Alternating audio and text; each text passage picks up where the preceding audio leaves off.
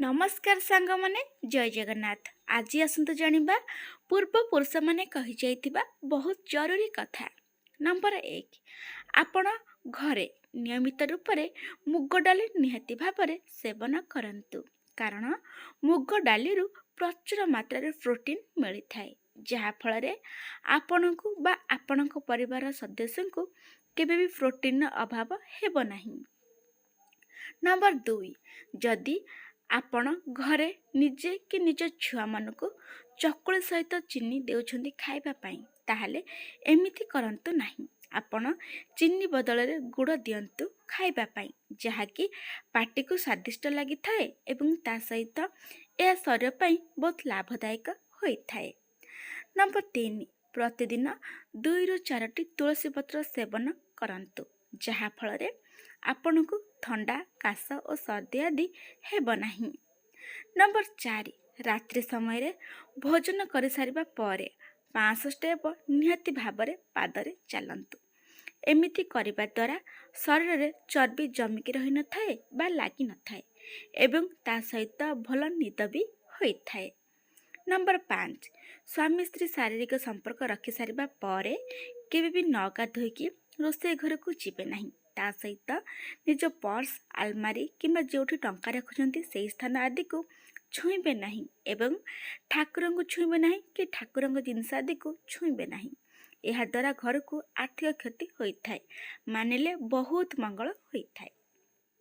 Number 6, ଦୃଷ୍ଟି ଶକ୍ତି ବୃଦ୍ଧି କରିବା ପାଇଁ ନିୟମିତ ରୂପରେ ସଜନା ଶାଗ ନିହାତି ଭାବରେ ସେବନ କରନ୍ତୁ ଏବଂ ତା ସହିତ ସବୁବେଳେ ଖାଲି ପାଦରେ ସବୁଜ ଘାସରେ ଚାଲନ୍ତୁ ଓ ସବୁବେଳେ ସବୁଜ ଗଛପତ୍ର ଆଦି ଦେଖନ୍ତୁ। ଏହା ଫଳରେ ଆଖିର ଦୃଷ୍ଟିଶକ୍ତି ବୃଦ୍ଧି ହୋଇଥାଏ ଓ ଶରୀର ସୁସ୍ଥ ରହିଥାଏ। ନମ୍ବର 7, ସବୁବେଳେ ଖାଦ୍ୟ ସେବନ କରିବାର 30 ମିନିଟ୍ ପୂର୍ବରୁ ଏବଂ 30 ମିନିଟ୍ ପରେ ପାଣି ନିହାତି ଭାବରେ ପିଅନ୍ତୁ। ଏମିତି କରିବା ଦ୍ୱାରା ଖାଦ୍ୟ ସଠିକ୍ ଭାବରେ ହଜମ ହୋଇଥାଏ। ନମ୍ବର 8, କମ୍ ବୟସ ପରେ ଦୃଶ୍ୟମାନ ହେବା ପାଇଁ ନିୟମିତ ରୂପରେ ଗାଜର ସେବନ କରନ୍ତୁ। ଋତୁ ଅନୁସାରେ ମିଳୁଥିବା ସବୁ ପ୍ରକାର କୋଳିର ସେବନ ମଧ୍ୟ କରନ୍ତୁ ଏବଂ ତା ସହିତ ହଳଦୀ ପାଣି ନିହାତି ଭାବରେ ସେବନ କରନ୍ତୁ। ନମ୍ବର 9, ଅଧିକ ଚିନ୍ତା କରିବା ବା ଅଧିକ ଟେନସନ୍ ନେବା ଦ୍ୱାରା ମଣିଷ ଶୀଘ୍ର ବୃଦ୍ଧ ବା ବୃଦ୍ଧା ପରି ନଜର ଆସିଥାନ୍ତି। ସେଥିପାଇଁ ସବୁବେଳେ ଚିନ୍ତାମୁକ୍ତ ରୁହନ୍ତୁ, ନିଜ କର୍ମ କରିଚାଲନ୍ତୁ ଏବଂ ଯାହା ବିପଦ ଆସୁଛି ତାକୁ ସାହସର ସହିତ ସାମ୍ନା କରନ୍ତୁ। ପ୍ରଭୁ ଜଗନ୍ନାଥଙ୍କ ଉପରେ ଭରସା ରଖନ୍ତୁ, ଦେଖିବେ କିଛି ହେବ ନାହିଁ। ନମ୍ବର 10, ପ୍ରତିଦିନ ସଠିକ୍ ନିଦ ନିଅନ୍ତୁ।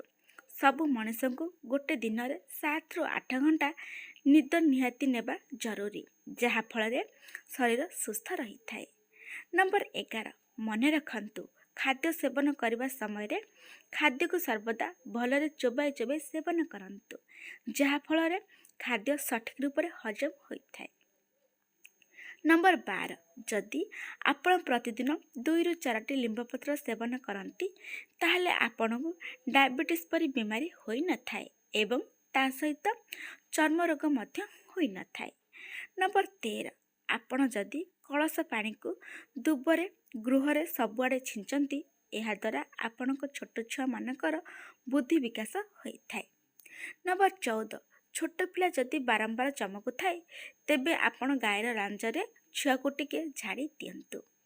ନମ୍ବର 15, ପୋଦିନା ପତ୍ରକୁ ଶୁଖେଇକି ତାକୁ ଗୁଣ୍ଡ କରିକି ପ୍ରତିଦିନ 1 ଚାମଚ ପାଣି ସହିତ ସେବନ କରନ୍ତୁ, ଯାହାଫଳରେ ଗ୍ୟାସ୍ ଅସୁବିଧା ହୋଇନଥାଏ ବା ଗ୍ୟାସ୍ ଅସୁବିଧା ଦୂର ହୋଇଥାଏ। ନମ୍ବର 16, ଯଦି ଆପଣଙ୍କର ଏସନଫୁଲିଆ ରହିଥାଏ, ତେବେ ଆପଣ ଗୁଆ ଘିଅରେ ଭାତ ଗୋଳାଇ ସେବନ କରନ୍ତୁ ଏବଂ ତା ସହିତ 2 କୋଲା ରସୁଣ ମଧ୍ୟ ସେବନ କରନ୍ତୁ। ନମ୍ବର 17, ଯଦି ଆପଣ ମହୁ ଓ ଲୁଣକୁ ମିଶାଇ ଦାନ୍ତରେ ଘଷନ୍ତି, ତେବେ ଏହା ଦାନ୍ତକୁ ପୁରା ଚମକାଇ ଦେଇଥାଏ, ଏହା ମଧ୍ୟ ଧଳା କରିଦେଇଥାଏ। ନମ୍ବର 18, ସପ୍ତାହରେ ନିହାତି ଭାବରେ ଗୋଟେ ଥର ପଇଡ଼ ପାଣି ନିହାତି ଭାବରେ ସେବନ କରନ୍ତୁ। ଏହାଦ୍ୱାରା ଶରୀର ସୁସ୍ଥ ରହିଥାଏ ଏବଂ ଶରୀରରେ ଚମକ ମଧ୍ୟ ଆସିଥାଏ। ନମ୍ବର 19, ଗାଧୋଇବା ପୂର୍ବରୁ କାନର ପଛରେ ଯଦି ସୋରିଷ ତେଲ ଲଗାନ୍ତି, ତେବେ ଆପଣଙ୍କ ଦିମାଗ ପ୍ରଖର ହୋଇଥାଏ ବା ତେଜ ହୋଇଥାଏ। ନମ୍ବର 20, ଶରୀରର ଓଜନ ଯଦି କମ୍ କରିବା ପାଇଁ ଚାହୁଁଛନ୍ତି, ତେବେ ଆପଣଙ୍କ ଖାଦ୍ୟରେ ବନ୍ଧାକୋବି ଓ ଲେମ୍ବୁ ଆଦିକୁ ସାମିଲ କରନ୍ତୁ। ଏହିସବୁ ଓଜନ କମ୍ କରିବାରେ ସାହାଯ୍ୟ କରିଥାଏ। ନମ୍ବର 21 ସବୁବେଳେ କମ୍ କଥାବାର୍ତ୍ତା କରନ୍ତୁ। ଅଧିକ କଥାବାର୍ତ୍ତା କରନ୍ତୁ ନାହିଁ। ଅଧିକ ସମୟ ନୀରବ ରହିବା ଦ୍ୱାରା ସ୍ମରଣ ଶକ୍ତି ବୃଦ୍ଧି ହୋଇଥାଏ ଏବଂ ସ୍ୱର ପାଇଁ ମଧ୍ୟ ବହୁତ ଲାଭ ହୋଇଥାଏ। ନମ୍ବର 22 ଗୋଲାପ ଜଳରେ ଚନ୍ଦନ ପାଉଡର ମିଶାଇ ଲଗାଇବା ଦ୍ୱାରା ଏହା ଚେହେରାର ସବୁ କଳା ଦାଗ ଆଦିକୁ ଦୂର କରିଦେଇଥାଏ ଓ ଚେହେରାରେ ଗ୍ଲୋ ଆଣିଥାଏ। ନମ୍ବର 23 ସବୁବେଳେ ବାସି ଖାଦ୍ୟରୁ ଦୂରେଇ ରୁହନ୍ତୁ। ବାସି ଖାଦ୍ୟ ସେବନ କରିବା ଦ୍ୱାରା ମସ୍ତିଷ୍କ ଦୁର୍ବଳ ହୋଇଥାଏ, ଖାଦ୍ୟ ବି ହଜମ ହୋଇନଥାଏ ଏବଂ ତା ସହିତ ପେଟ ମଧ୍ୟ ଖରାପ ହୋଇଥାଏ।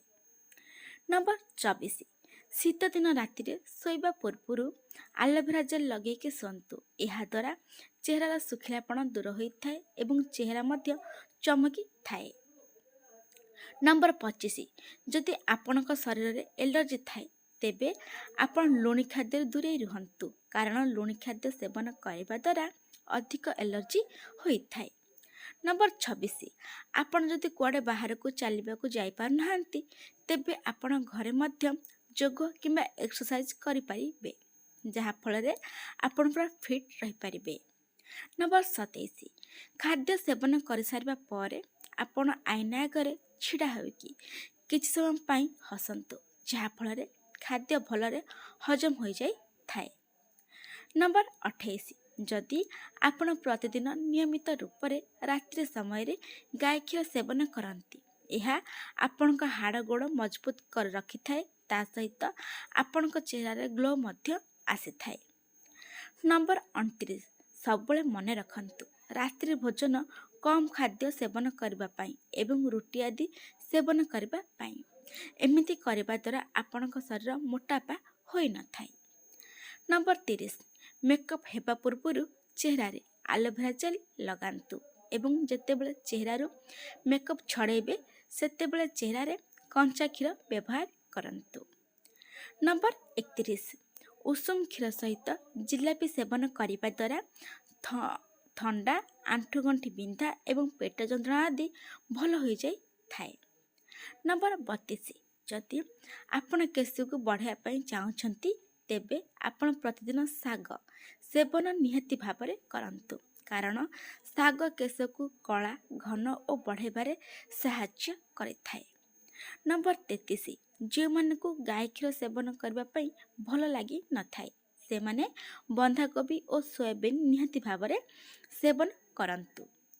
ନମ୍ବର 34 ଯଦି ଆପଣଙ୍କୁ ନିଦ ଅଧିକ ଆସିଥାଏ ତେବେ ଆପଣ ଉଷୁମ କ୍ଷୀରରେ ଗୁଜୁରାତି ଓ ଅଳେଇଚକୁ ପକାଇକି ପିଅନ୍ତୁ। ଏହା ଶରୀରକୁ ହାଲକା କରିଦେଇଥାଏ ଏବଂ ଆରାମ ମଧ୍ୟ ଲାଗିଥାଏ। ନମ୍ବର 35 ନିୟମିତ ଗାଜର ସେବନ କରିବା ଶରୀର ପାଇଁ ବହୁତ ଲାଭଦାୟକ ହୋଇଥାଏ। ସେଇଥିପାଇଁ ଆପଣ ଗାଜର କଞ୍ଚା ସାଲାଡ଼ରେ ସେବନ କରିପାରିବେ, ଗାଜର ଜୁସ୍ ସେବନ କରିପାରିବେ, ଗାଜର ହାଲୁଆ ସେବନ କରିପାରିବେ କିମ୍ବା ଗାଜରକୁ ଡାଲମା ସନ୍ତୁଳା ଆଦିରେ ପକାଇକି ସେବନ କରିପାରିବେ।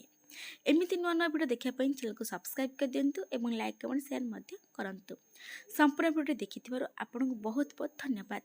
ଆଜି ପାଇଁ ରହୁଛି ଜୟ ଜଗନ୍ନାଥ।